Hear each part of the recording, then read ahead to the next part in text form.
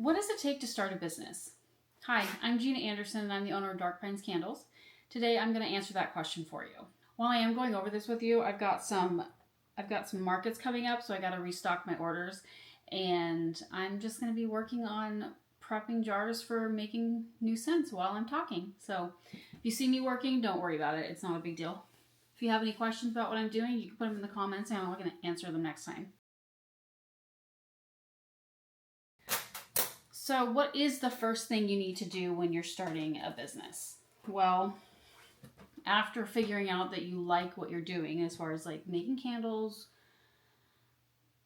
picking up garbage, whatever you want to be doing for your business, you will start working on choosing your name. Now, the reason I say that first is because you need to find out if your name is even available, the one you want.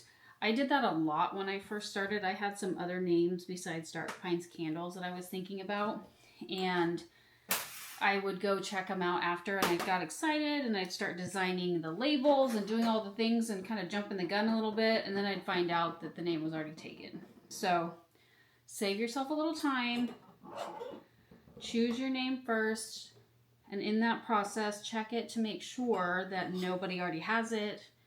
Go to the U.S. trademark website, make sure it's not already trademarked. Do those things first so that you can have your name situated before you get moving, because you're going to really need that. You also want to make sure in that same process, like, go do some internet searches and see if the name you want, that somebody might already be using it and maybe not have it trademarked, but they're already running some kind of a business under it or already have the web address for it. Because if you can't get the domain you want, you're not going to be able to have the website you want. And that sucks, because that is, like, nowadays really the easiest way to sell things is online. Granted, I am prepping for markets right now, but with candles, it's kind of one of those things where you want people to be able to smell them and then decide if they really want to buy them. So do some internet searches and see what you find. The more that you see what you already want out there, the less you probably want to use it. And because let's be honest, you want them to find you, not somebody else. I also suggest trying to thinking about what your name would look like in a Google search. Is it going to be something that people don't know how to spell, so they won't be able to find? Is it going to be something that is really close to another business, so people keep getting directed to the other place? Which that kind of depends on how big they are as well.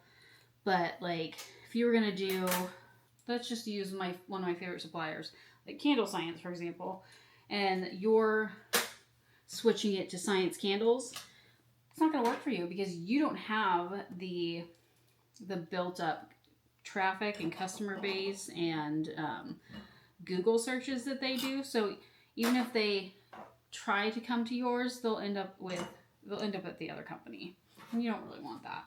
One of the other things that I like to think about with naming is, what are you going to do? How are you going to brand your name? What are you going to do with that? Like, if you're thinking about your branding, which you should be from the beginning, because if you don't, you're going to run into obstacles, because you're kind of going to be all over the place. So when you're thinking about your name, you also want to think about your branding too. Sorry, I'm trying to get a wick out and it's bringing all of them with it. But like, so for me with Dark Pines, I was thinking about the fact that I want to make candles that smell natural, smell like the great outdoors, smell like what I grew up with out here in the Northwest. And so I'm not going to go and spend a lot of time making coconut candles, because we don't grow coconuts out here. Like, we live in pine country, we live in the mountain areas. Like, I can go as far as the ocean because that's great. I mean, we have a lot of ocean in the Pacific Northwest. But I'm not going to do something super tropical because we are not tropical by any stretch of the imagination. So those are things to think about when you're naming, is how you're going to brand yourself. Another thing that you want to kind of think about is it going to be easy to remember? Like, are people really going to walk away from you and remember where they bought their item, who you are? Because you're really kind of selling yourself when you do a brand. You're not just selling a product, you're showing it yourself. And if you're not doing that, you're probably not going to have a great brand, because people want to know about you. And that's really important when you're choosing your name and all that, because it all starts there. I know that sounds kind of a little bit crazy, a little bit out there, but you are your brand. I mean, really, if you think about it.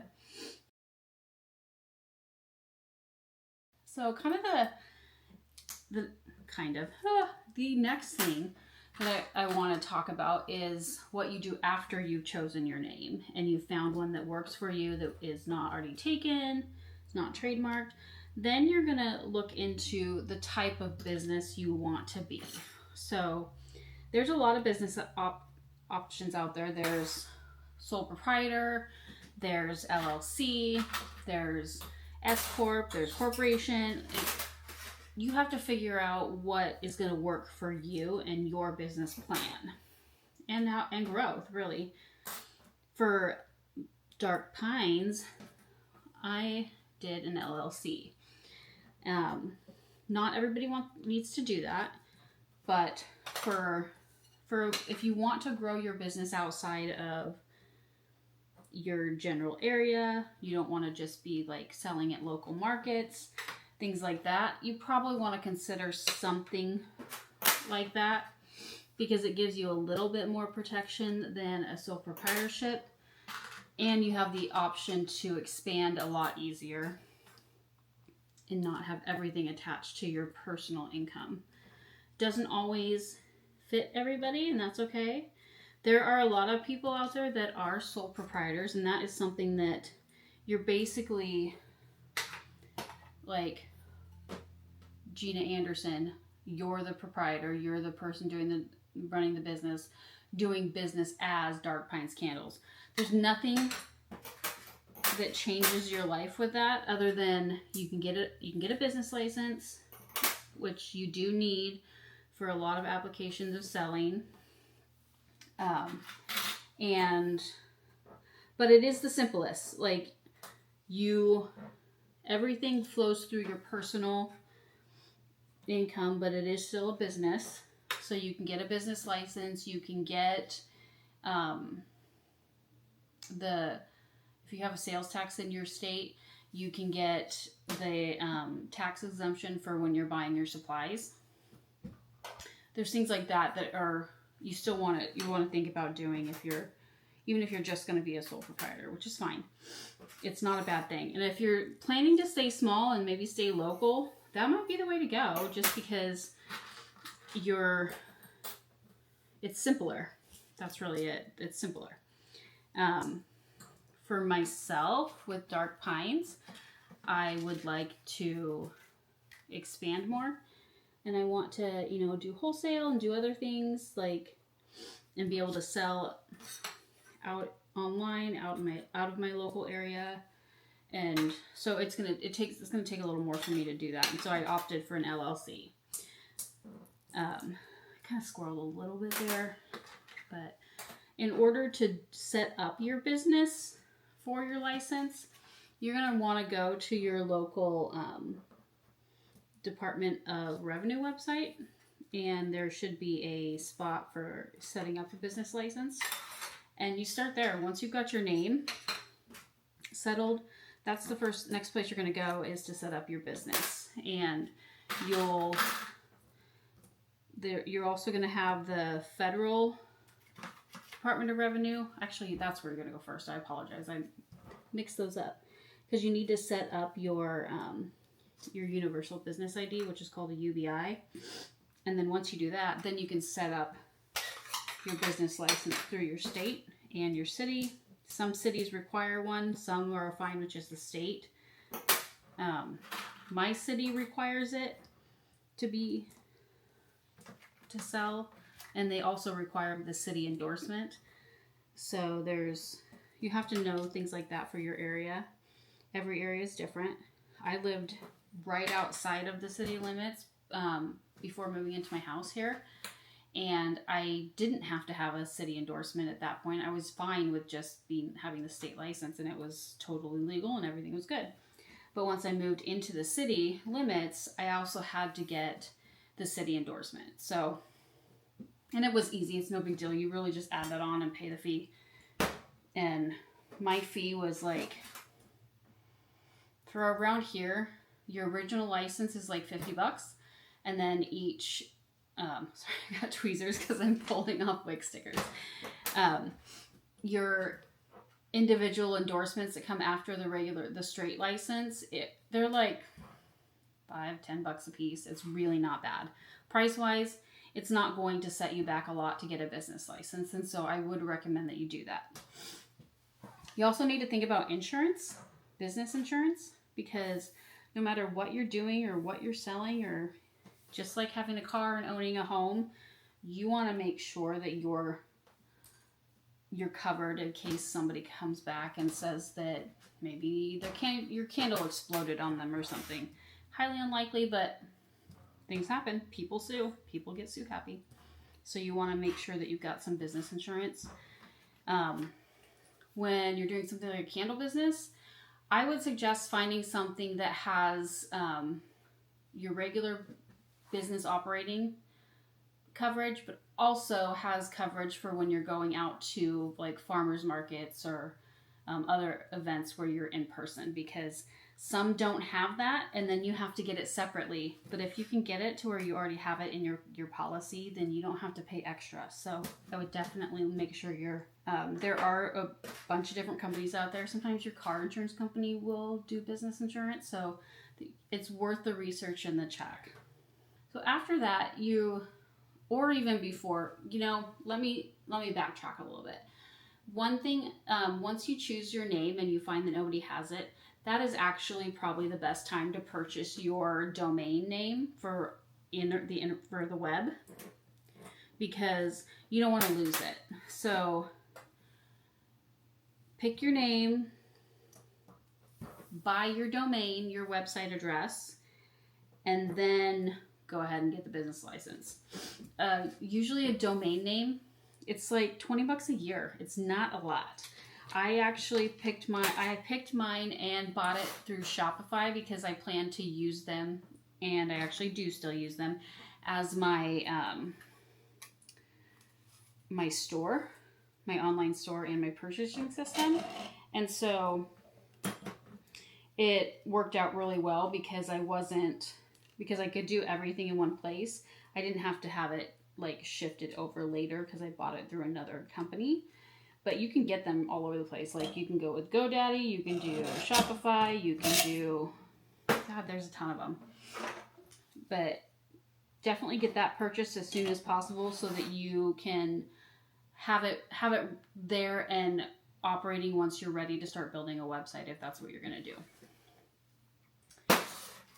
The other thing that you really do want to think about with that is, who are you going to use to host your website and your store? Like I said, I use Shopify. That has so far been the easiest one for me because everything's really in one place. And I like that because I'm busy. This is not my full-time job.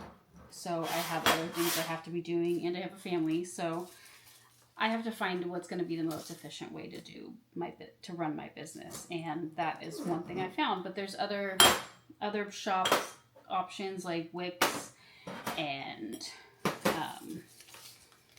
there's just a ton of other website design places that you can operate, that can host the operation of your storefront online. So if you already have one in mind and you can purchase your domain through them, that's probably the way you want to go, because it's just going to be more seamless for you and less back-end integration that you have to figure out yourself. you also want to consider like what you're going to do with when you're selling. Does your state require you to collect sales tax? Because if they do, you also have to have your income tax ID number, which you're going to need something like that anyway for federal taxes. But you have to figure out what that's going to look like for your state. Ours here in Washington, we do charge sales tax. So on a quarterly basis, I have to file a sales tax return and then make sure that I'm paying the sales tax that I collected to the state. Kind of sucks, but it is what it is. I chose to live here, so I'm choosing to take that on. And then when you're doing your taxes for the regular federal tax season, your regular income tax, that is going to depend, how you do that is going to depend on your business structure. So me as an LLC, I'm going to do my regular taxes, like my regular income taxes, and it's going to come through my personal income, but there's going to be some extra steps to get there. And I am actually going to have somebody do my taxes for me. Normally I do my own, but I'm finding that I have so much going on that is not something I'm not going to take that on this year. I'm going to let a tax professional handle it because I have too much other things to think about with running the business. So, and I don't think that's a bad plan, because then you can have somebody else kind of looking it over for you, making sure you get it right, and that's all they do, that they know what they're doing. Kind of the last thing I really want to go over with you kind of encompasses everything. What are you going to do? What do you need for the legal side of running a business?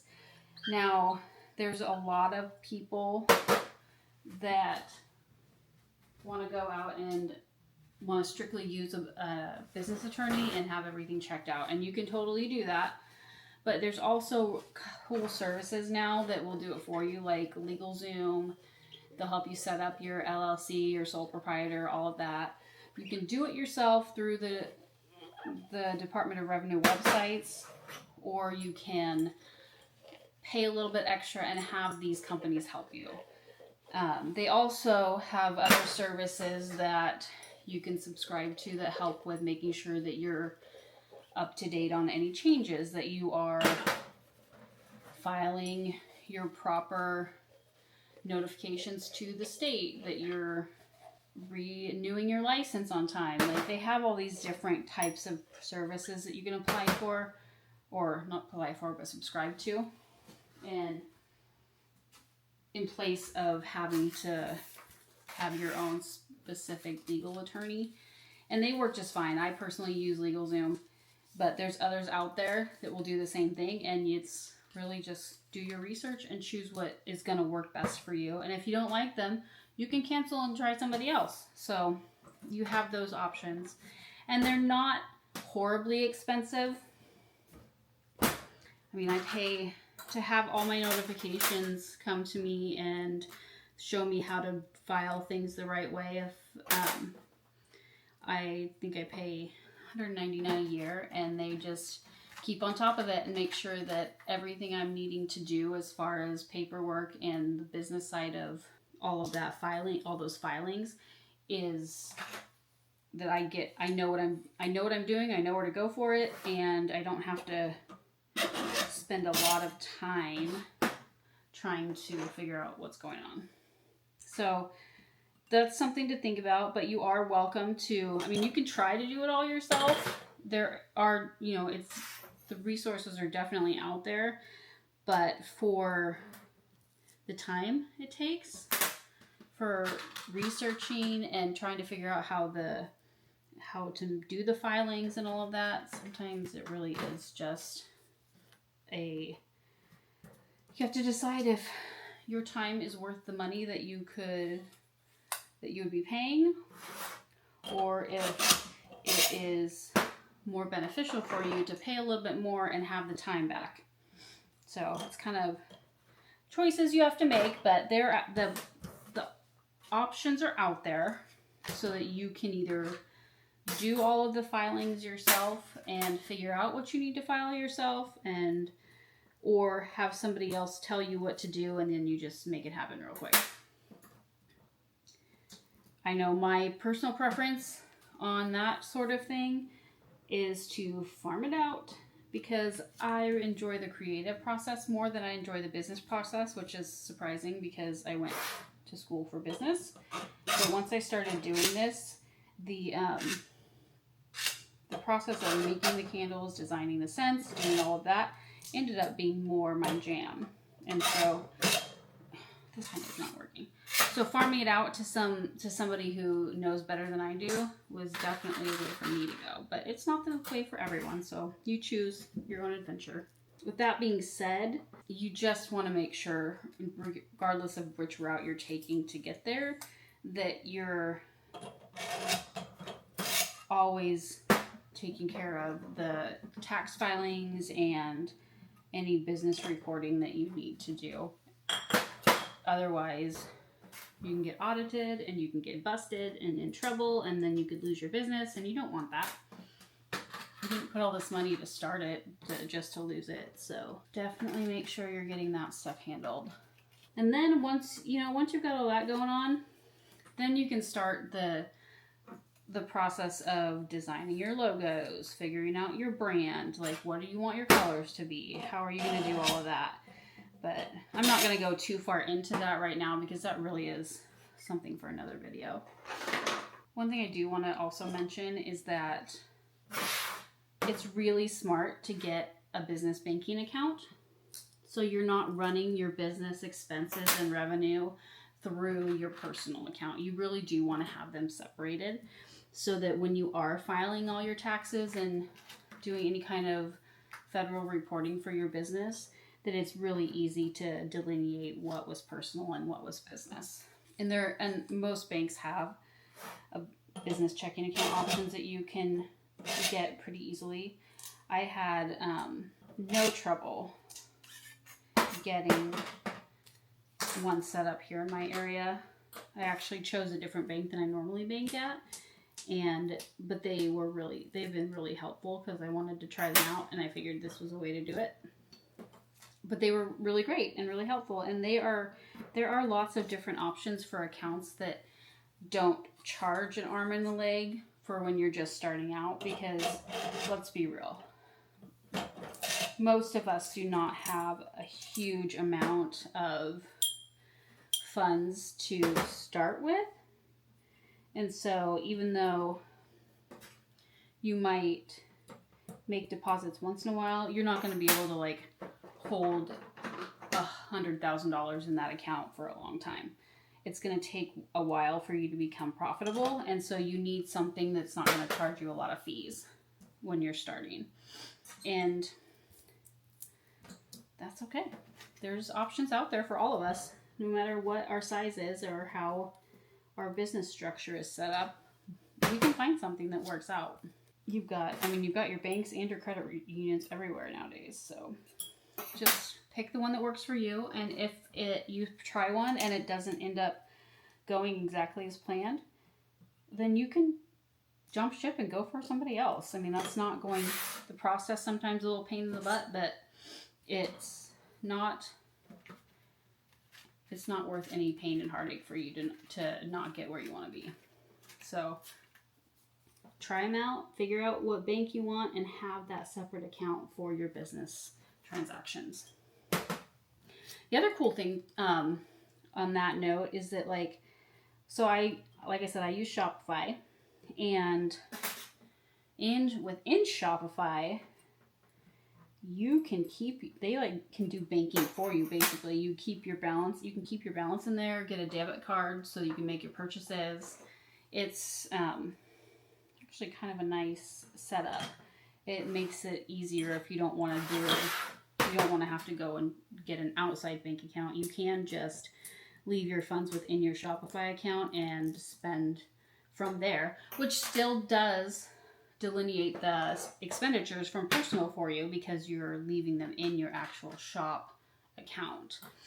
I don't know for sure if other storefront companies do that, but if they do, that is definitely an option for you too. So you just want to make sure that you're always separating your business from your personal. And if you have to add capital to your account in order to do what you got to do, find a way to notate that, like maybe transfer it into your business account so that you can note it as an infusion of capital.